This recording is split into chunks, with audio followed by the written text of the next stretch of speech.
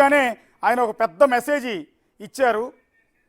Stay ఆర్డర్లు నాగార్జున గారు ఇచ్చిన రిప్లై, హీరో నాగార్జున గారు ఇచ్చిన రిప్లై, నాగార్జున గారి అభిమానులందరూ కూడా, నాగార్జున గారికి మద్దతు ఇచ్చే రాజకీయ పార్టీల నేతలందరూ కూడా వినాల్సిన అంశం ఇది. అందులో క్లియర్గా చెప్పాడు నాగార్జున గారు. ఏమంటారంటే, స్టే ఆర్డర్లు మరియు కోర్టు కేసులకు విరుద్ధంగా ఎన్కన్వెన్షన్కు సంబంధించి కూల్చివేతలు చేపట్టడం బాధాకరం. స్టే ఆర్డర్లు మరియు కోర్టు కేసులకు విరుద్ధంగా ఎన్కన్వెన్షన్కు సంబంధించి కూల్చివేతలు చేపట్టడం బాధాకరం. మా ప్రతిష్టను కాపాడటం కోసం, కొన్ని వాస్తవాలను తెలియజేయటం కోసం మరియు చట్టాన్ని ఉల్లంఘించేలా మేము ఎటువంటి చర్యలు చేపట్టలేదని తెలుపుట కొరకు ఈ ప్రకటన జారీ చేయటం సరైనదని నేను భావించాను. ఆ భూమి పట్టా భూమి, ఇప్పుడు కూలుస్తున్నది పట్టా భూమి. చెరువు నడి మధ్యలో కట్టిన ఫంక్షన్ హాల్ ఉన్న ప్రదేశం పట్టా భూమి. ఇది నాగార్జున గారు చెప్తున్నమాట. ఒక్క అంగుళం ట్యాంక్ ప్లాన్ కూడా ఆక్రమణకు గురి కాలేదు. మ్యాప్తో సహా చూపించాం మీకు. ఎంటైర్ కన్వెన్షన్ అంతా చెరువు మధ్యలో ఉంది. నీది పట్టా భూమి అయితే ప్రభుత్వ అధికారులు, అది ఎవరైతే రంగనాథ్ బుల్డోజర్ కాదు, రేవంత్ రెడ్డి బుల్డోజర్ కాదు, ఏ ఒక్కరూ అడుగు పెట్టరు. పట్టా భూమి అయి ఉంటే, చట్టబద్ధంగా కట్టుంటే, ఆక్రమణ కాకుండా ఉండుంటే రంగనాథ్ బుల్డోజర్ కాదు, రేవంత్ రెడ్డి బుల్డోజర్ కాదు, కసిరెడ్డి బుల్డోజర్ కాదు, ఏ ఒక్కటి నీ ప్రదేశంలోకి వచ్చి ఒక్క అంగుళం కూడా టచ్ చేసే రైట్ వాళ్ళు ఎవరికి లేదు. నువ్వు అక్రమంగా చెరువును ఆక్రమించి కట్టావు కాబట్టే ఇవాళ ఇన్ని బుల్డోజర్లు వచ్చి కూర్చున్నాయి. సో ఆయన అంటున్నది ఏంటంటే, ఆ భూమి పట్టా భూమి. మళ్ళీ తెలుసుకోవాలి జనాలందరికీ. ఆ భూమి పట్టా భూమి. ఒక్క అంగుళం ట్యాంక్ ప్లాన్ కూడా ఆక్రమణ గురికాలేదు. ప్రైవేటు స్థలంలో నిర్మించిన భవనం ఇది. కూల్చివేత కోసం గతంలో ఇచ్చిన అక్రమ నోటీసుపై స్టే కూడా మంజూరు చేయబడింది. స్పష్టంగా చెప్పాలంటే కూల్చివేత తప్పుడు సమాచారంతో లేదా చట్టవిరుద్ధంగా జరిగింది. తప్పుడు సమాచారం అంటే కసిరెడ్డి భాస్కర్ రెడ్డి గారు ఇచ్చి తప్పుడు సమాచారం అయి ఉండాలి. తప్పుడు సమాచారంతో కూల్చివేత చట్ట విరుద్ధంగా చేశారు. ఈరోజు ఉదయం కూల్చివేతకు ముందు మాకు ఎలాంటి నోటీసు జారీ చేయలేదు. కేసు కోర్టుల్లో ఉన్నప్పుడు ఇలా చేయటం సరికాదు. చట్టాన్ని గౌరవించే పౌరుడిగా కోర్టు నాకు వ్యతిరేకంగా తీర్పునిస్తే కూల్చివేత నేనే నిర్వహించి ఉండేవాడిని. తాజా పరిణామాల వల్ల మేము ఆక్రమణలు చేశామని, తప్పుడు నిర్మాణాలు చేపట్టామని ప్రజలకు తప్పుడు సంకేతాలు వెళ్ళే అవకాశం ఉంటుంది. ఈ అభిప్రాయాన్ని పోగొట్టాలన్నదే మా ప్రధాన ఉద్దేశం. అధికారులు చేసిన ఈ చట్ట విరుద్ధ చర్యలకు వ్యతిరేకంగా మేము న్యాయస్థానాన్ని ఆశ్రయిస్తాం. అక్కడ మాకు న్యాయం జరుగుతుందని ఆశిస్తున్నాం. Akkineni Nagarjuna garu, cinema star hero Akkineni Nageswara Rao గారి కుమారుడు అక్కినేని నాగార్జున గారు ఇచ్చిన రిప్లై ఒకసారి మీరు చూడండి. నేను చేసింది ఏమాత్రం తప్పు లేదు, నాదంతా పట్టా భూమి. ఇదిగో చెరువు మధ్యలో ఉంటే అది పట్టా భూమి ఎట్లా అవుతుంది? మ్యాపులతో సహా చూపించాం, సర్వే నంబర్లతో సహా చూపించాం కదా. చెరువు మధ్యలో ఈ విధంగా చెరువును ఆక్రమించి, ఒకవేళ నిజంగా నీకు పట్టా ఉంటే చెరువు ఎఫ్టీఎల్లోనో లేకపోతే చెరువు బఫర్ జోన్లో ఒకవేళ ఉండుంటే అందులో పంట పండించుకోవచ్చు, కూరగాయలు పండించుకోవచ్చు, వరి పంట వేసుకోవచ్చు ఆ చెరువులో ఉన్న నీళ్లతో. ఎందుకు అంటే రేపొద్దున వర్షపు నీటితో ఆ చెరువు నిండినా, అది వెళ్ళి ఆ పంటకు పోయినా పెద్దగా డ్యామేజ్ ఉండదు, ఆ పంట వరకు నష్టం జరుగుతుంది. కానీ అక్కడ అక్రమ కట్టడాలు కడితే చెరువు నిండిన తర్వాత నీళ్ళు ఎటు వెళ్ళాలి?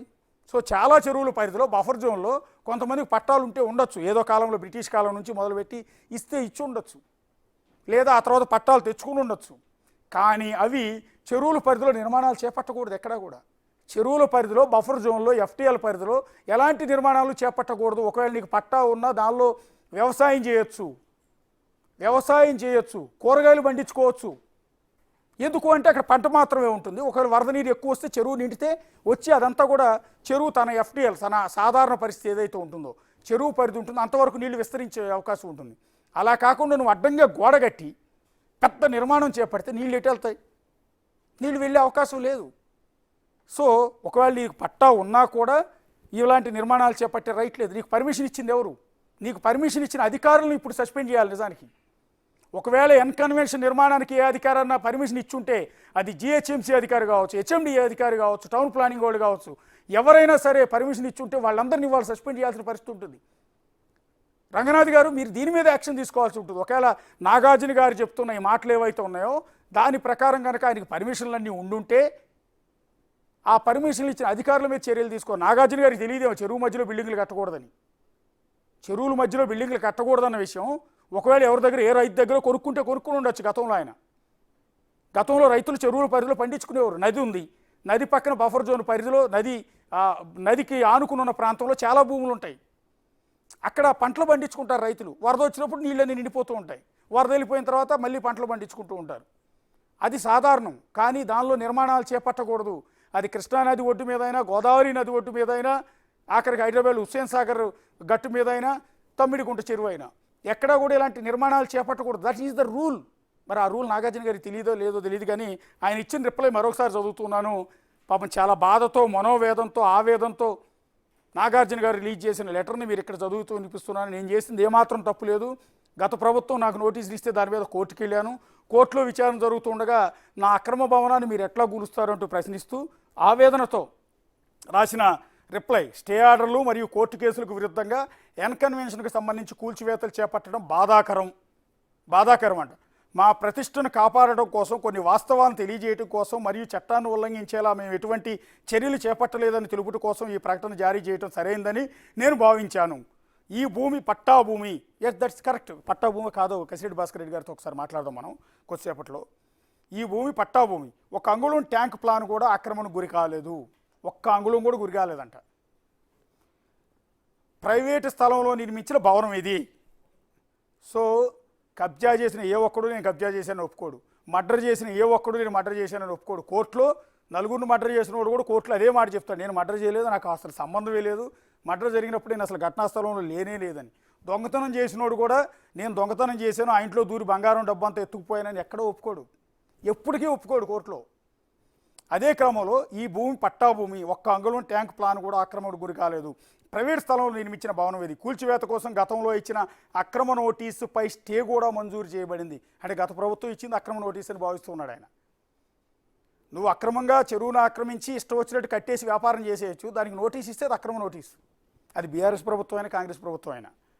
స్పష్టంగా చెప్పాలి అంటే కూల్చివేత తప్పుడు సమాచారంతో లేదా చట్టవిరుద్ధంగా జరిగింది. అంటే ఇది అక్రమంగా ఆయన కట్టాడు అని ప్రభుత్వ అధికారులకి, ప్రభుత్వానికి ఎవరైతే కసిరెడ్డి భాస్కర్ రెడ్డి లాంటి వాళ్ళు వచ్చి సమాచారం ఇచ్చారో అది తప్పుడు సమాచారం అని నాగార్జున గారి భావన. ఇప్పుడు నాగార్జున గారు హీరో అయితే ఆ సినిమాలో కసిరెడ్డి భాస్కర్ రెడ్డి గారు ఒక విలన్, కో విలన్ హైడ్రా కమిషనర్ రంగనాథ్ గారు, అతిపెద్ద విలన్ రేవంత్ రెడ్డి గారు. సో ఇప్పుడు నాగార్జున గారు అంటే హీరో గారు ఈ తమ్మిడికుంట అనే సినిమా టైటిల్ పెడితే, తమ్ముడికుంట చెరువు కబ్జా అనే టైటిల్ పెడితే, ఆ టైటిల్లో నాగార్జున గారు హీరో అయితే అందులో ప్రథమ విలన్ కసిరెడ్డి భాస్కర్ రెడ్డి గారు, హైడ్రా కమిషనర్ రంగనాథ్ గారు, సీఎం రేవంత్ రెడ్డి గారు. ఈ ముగ్గురుతో హీరో గారే నాగార్జున గారు వేరే లెవెల్లో ఫైట్ చేస్తున్నారు. సినిమా టైటిల్ తమ్మిడికుంట చెరువు కబ్జా, కింద నా క్యాప్షన్ నా ఇష్టం, నాగార్జున గారి సినిమా క్యాప్షన్ నా ఇష్టం. దాంతో స్పష్టంగా చెప్పాలంటే కూల్చివేత తప్పుడు సమాచారంతో లేదా చట్టవిరుద్ధంగా జరిగింది. ఈరోజు ఉదయం కూల్చివేతకు ముందు మాకు ఎలాంటి నోటీసు జారీ చేయరు చెప్పాడు. మొన్న రంగనాథ్ గారు క్లియర్గా చెప్పాడు, బిగ్ టీవీకి ఇచ్చిన ఇంటర్వ్యూలో కూడా చెప్పాడు. అక్రమ కట్టడం అనుకున్నప్పుడు ఎలాంటి నోటీసులు ఇవ్వాల్సిన అవసరం లేదు. నువ్వు చేసిందే అక్రమం. ఆ చెరువును కాపాడటానికి మాకు రైట్ ఉంది, చట్టపరమైన యాక్షన్ తీసుకునే రైట్ మాకు ఉంది. కాబట్టి మేము డైరెక్ట్గా బుల్డోజర్లు వెళ్తాయి, నోటీసులు వెళ్ళవు. నోటీసులు వెళ్తే నువ్వు లాబింగ్ చేస్తావు కదా, లేదా కోర్టుకు వెళ్ళి స్టే తెస్తావు కదా, ఇంకేదేదో చేస్తావు కదా. నీకు అవకాశం ఇవ్వం, కూల్చిన తర్వాత అవసరమైతే కోర్టుకు సమాధానం చెప్తాం. నెక్స్ట్, ఈరోజు ఉదయం కూల్చివేతకు ముందు మాకు ఎలాంటి నోటీసు జారీ చేయలేదు. కేసు కోర్టులో ఉన్నప్పుడు ఇలా చేయటం సరికాదు. చట్టాన్ని గౌరవించే పౌరుడిగా, చట్టాన్ని గౌరవిస్తూ చెరువులో కబ్జా చేశాడంట ఆయన. చట్టాన్ని గౌరవించే పౌరుడిగా నేను చెరువును కబ్జా చేశానని చెప్తూ ఉన్నారు. కోర్టు నాకు వ్యతిరేకంగా తీర్పునిస్తే కూల్చివేత నేనే నిర్వహించి ఉండేవాడిని. అంటే కోర్టులో కనుక ఈయన ముసలోడు అయిపోయిన తర్వాత, ఆల్రెడీ ఏజ్డ్ పర్సనే పాపం, ఇంకొక 20-30 ఏళ్ల తర్వాత జడ్జిమెంట్ వస్తే ఆనాటికి నేను కూల్చివేసి ఉండేవాడినేమో. చట్టాన్ని గౌరవించే పౌరుడిగా కోర్టు నాకు వ్యతిరేకంగా తీర్పునిస్తే కూల్చివేత నేనే నిర్వహించి ఉండేవాడిని. తాజా పరిణామాల వల్ల మేము ఆక్రమణ చేశామని ప్రజలకు తప్పుడు సంకేతాలు వెళ్ళే అవకాశం ఉంది. ఈ అభిప్రాయాన్ని పోగొట్టాలన్నదే మా ప్రధాన ఉద్దేశం. అధికారులు చేసిన ఈ చట్టవిరుద్ధ చర్యలకు వ్యతిరేకంగా మేము న్యాయస్థానాన్ని ఆశ్రయిస్తాం. అక్కడ మాకు న్యాయం జరుగుతుందని ఆశిస్తున్నాం. ఇది గౌరవనీయులైన cinema star hero Akkineni Nagarjuna గారు ఇచ్చిన సమాధానం. బహుశా ట్విట్టర్ వేదికగా, ఫేస్బుక్ వేదికగా ఇది ఇచ్చారు. బయటకు వచ్చి అయితే మాట్లాడే ప్రయత్నం లేదు. ఒకవేళ దమ్ముంటే మీడియా ముందుకు వచ్చి మాట్లాడాలి. నాగార్జున గారు వచ్చి ఆ చెరువు దగ్గర చూపించాలి. మీడియా వాళ్ళంతా అక్కడే ఉన్నారు. మా కొలీగ్ రాణా కూడా అక్కడే ఉన్నాడు. తీసుకెళ్ళి బాబు రాని, ఇదిగో ఇందులో ఉన్న అంగుళం కూడా ఈ గోడ కట్టినంత చెరువు కాదు ఇది, మా స్థలంలోకే చెరువు నీళ్ళు వచ్చాయి, లేదా మేము ఎన్కన్వేషన్ కట్టిన తర్వాత తమ్మిడిగుంట చెరువు ఏర్పడింది. ఏదకి బీఆర్ఎస్ కేసీఆర్ గారు, లేదా రేవంత్ రెడ్డి గారు, హైడ్రా కమిషనర్ గారు, కసిరెడ్డి భాస్కర్ రెడ్డి గారు వచ్చి మా కన్వెన్షన్ ప్లేస్లో చెరువును తవ్వారు, అక్రమంగా చెరువును తవ్వారని చూపించరు, రారు. ఒక చిన్న ప్రశ్న నోటు పడేసి కోర్టులో లాయర్లు ఉంటారు, కోర్టులో కేసేస్తానంటాడు. ఇది లాబింగ్కి పరాకాష్ట, ఇది బెదిరింపులకు పరాకాష్ట. అంటే నేను చేసిందంతా కరెక్టే, నేను దొంగతనం చేస్తాను కానీ అది దొంగతనం కాదు, నేను తప్పుడు పని చేస్తాను కానీ అది తప్పుడు పని కాదు. సినిమా హీరో కాబట్టి నాగార్జున గారు ఈ సినిమాల్లో వర్కౌట్ అవుతాయి, మీరు తీసిన సినిమాల్లో ఎన్ని డైలాగులు చెప్పినా వర్కౌట్ అవుతాయి. లేకపోతే మీరు హోస్ట్గా వ్యవహరిస్తున్న బిగ్ బాస్ షోలో ఇవి వర్కౌట్ అవుతాయి. మీ బిగ్ బాస్ షోలో పార్టిసిపెంట్స్ ఉంటారు కదా, 14 మంది 15 మందో, వాళ్ళు మీరు తిట్టినా పడి ఉంటారు, మీరు చెప్పినా పడి ఉంటారు, మీరు చెప్పింది వింటూ ఉంటారు, మీరు అరిచినా పడి ఉంటారు, మీరు ఏది చెప్తే వాళ్ళు అది వింటారు. కానీ ఇక్కడ అలా కుదరదు. చట్టం ముందు అందరూ సమానమే. నాగార్జున గారైనా నేనైనా ఇంకొకళ్ళైనా. హైడ్రా బుల్డోజర్ ముందు ఏది ఆగదు. మీరు ఎన్ని వివరణలు ఇచ్చినా జనాలు నమ్మరు. క్లియర్గా మ్యాపులతో సహా చూపించాం. చెరువులు మీరు కబ్జా చేశారు, అడ్డగోలుగా చెరువులో ఎన్కన్వెన్షన్ నిర్మించారు. 1 కాదు 2 కాదు 4 ఎకరాల పరిధిలో నిర్మాణాలు చేపట్టారు, వాటిని కూల్చేది. నీ పట్ట భూమి అయితే వరి పంట అయింది, తప్పేం లేదు. కేసీఆర్ గారు కనుక ఫామ్ హౌస్లో దుంపలు పండించినట్టు, కూరగాయలు పండించినట్టు, మీరు కూడా తమ్మిడిగుంట చెరువులో మీది ఒకవేళ పట్టా భూమి 4 ఎకరాలు అయితే కూరగాయలు వేయండి. Nagarjuna farm house, Nagarjuna Organics అని పెట్టి ఆ కూరగాయలు అమ్మని అందరూ కొంటారు. తమ్మిడిగుంటు చెరువులో పండిన ఎలాంటి కెమికల్స్ వినియోగించని కూరగాయలు ఈ 4 ఎకరాల పరిధిలో మేము పండించామని బోర్డు పెట్టండి, అందరం అక్కడికి వచ్చి కొనుక్కుంటాం, మేము కూడా కొనుక్కుంటాం. కానీ మీకు ఈ బిల్డింగ్లు కట్టే అనుమతి లేదు. ఈ బిల్డింగ్లు కట్టడానికి మీకు రైట్ లేదు. చెరువు పరిధిలో, ఎఫ్టీఎల్ పరిధిలో, బఫర్ జోన్ పరిధిలో ఇలాంటి శాశ్వత నిర్మాణాలు చేపట్టే రైట్ నాగార్జున గారికి లేదు. సో అది సంగతి మీకు తెలుసుకుంటే ఇవాళ ఈ కోర్టుకు వెళ్తున్నాను, నేనేం తప్పుడు పని చేయలేదు, నేను ఆక్రమించలేదన్న మాట మీ నోటెంపు నుంచి వచ్చేది కాదు. ఇప్పటికైనా తప్పును సమర్థించుకుని, ఇన్నాళ్ళు ఆల్రెడీ కోట్ల రూపాయలు సంపాదించారు దాని మీద. అక్కడ పెళ్లి ఫంక్షన్ జరిగినా, పెళ్లి జరిగినా, పేరంటం జరిగినా, తద్దినం జరిగినా, దినం జరిగినా, శ్రీమంతం జరిగినా, ఓణీల ఫంక్షన్ జరిగినా లక్షల రూపాయలు వసూలు చేశారు ఒక్కొక్కరి దగ్గర.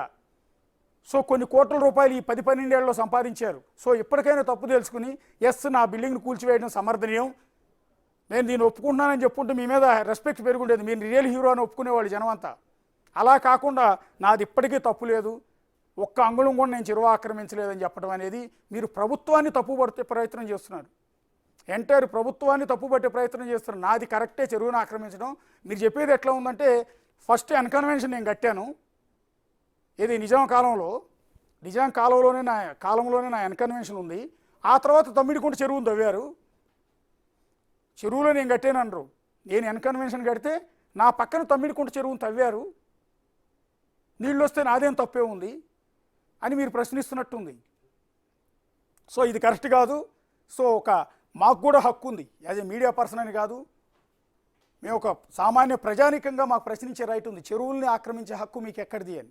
అది ప్రభుత్వ భూములైనా చెరువులైనా ఆక్రమించే రైట్ మీకు లేదు.